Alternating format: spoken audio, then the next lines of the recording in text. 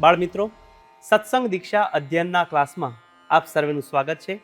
આજના ક્લાસમાં આપણે શ્લોક નંબર 203 અને શ્લોક નંબર 204 નો અભ્યાસ કરવાના છીએ. સૌ પ્રથમ શ્લોક નંબર 203ની પહેલી કડીનું ગાન કરીશ, ધ્યાનથી તેને સાંભળજો. ગુણ સામર્થ્ય રુચ્યા વિદિત્વૈવ જનસ્ય તુ. ફરીવાર, ગુણ સામર્થ્ય રુચ્યા વિદિત્વૈવ જનસ્ય તુ. આ કડીના છૂટા છૂટા શબ્દો જોઈએ. ગુણ સામર્થ્ય રુચ્યાદિ વિદિત્વૈવ જનસ્ય તુ. પહેલો શબ્દ છે ગુણ સામર્થ્ય રુચ્યાદિ. આ શબ્દની અંદર છૂટા છૂટા 4 શબ્દ સમાયેલા છે. ગુણ, સામર્થ્ય, રુચિ, આદિ, એટલે કે ગુણ, સામર્થ્ય, રુચિ વગેરે. પછીનો શબ્દ છે વિદિત્વૈવ. એમાં પણ 2 શબ્દ સમાયેલા છે. વિદિત્વા એવ, એટલે કે જાણીને, આ બધું જાણીને. જનસ્ય તુ. આખી કડી સમૂહમાં 2 વાર ગાન કરીએ. ગુણ સામર્થ્ય રુચ્યા વિદિત્વૈવ જનસ્ય તુ. ફરીવાર, ગુણ સામર્થ્ય રુચ્યા વિદિત્વૈવ જનસ્ય તુ. હવે શ્લોકની બીજી કડીનું હું ગાન કરીશ, તેને ધ્યાનથી સાંભળજો. તદુચિતેષુ કાર્યેષુ યોજનીયો વિચાર્ય સહ. ફરીવાર, તદુચિતેષુ કાર્યેષુ યોજનીયો વિચાર્ય સહ. આ કડીના છૂટા છૂટા શબ્દો જોઈએ. તદુચિતેષુ કાર્યેષુ યોજનીયો વિચાર્ય સહ. પહેલો શબ્દ છે તદુચિતેષુ. આ શબ્દમાં 2 શબ્દ છે. તદ ઉચિતેષુ, એટલે કે તેના માટે ઉચિત, યોગ્ય. બીજા બધા શબ્દો કાર્યેષુ, યોજનીયો, વિચાર્ય સહ, આ બધા સમજાય તેવા છે, છૂટા છૂટા છે. હવે આખી કડી સમૂહમાં 2 વાર ગાન કરીએ. તદુચિતેષુ કાર્યેષુ યોજનીયો વિચાર્ય સહ. ફરીવાર, તદુચિતેષુ કાર્યેષુ યોજનીયો વિચાર્ય સહ. હવે આખો શ્લોક સમૂહમાં 2 વાર ગાન કરીશું. ગુણ સામર્થ્ય રુચ્યા વિદિત્વૈવ જનસ્ય તુ. તદુચિતેષુ કાર્યેષુ યોજનીયો વિચાર્ય સહ.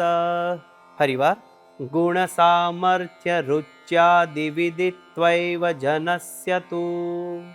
તદુચિતેષુ કાર્યેષુ યોજનીયો વિચાર્ય સહ. આ શ્લોકનો ગુજરાતી અર્થ આ પ્રમાણે છે.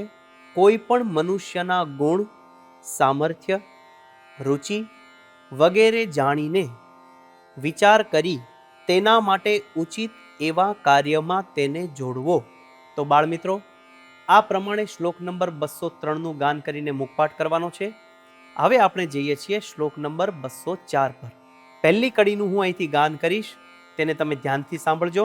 શક્યા ભગવતો યત્ર ભક્તિ સ્વધર્મ પાલનમ.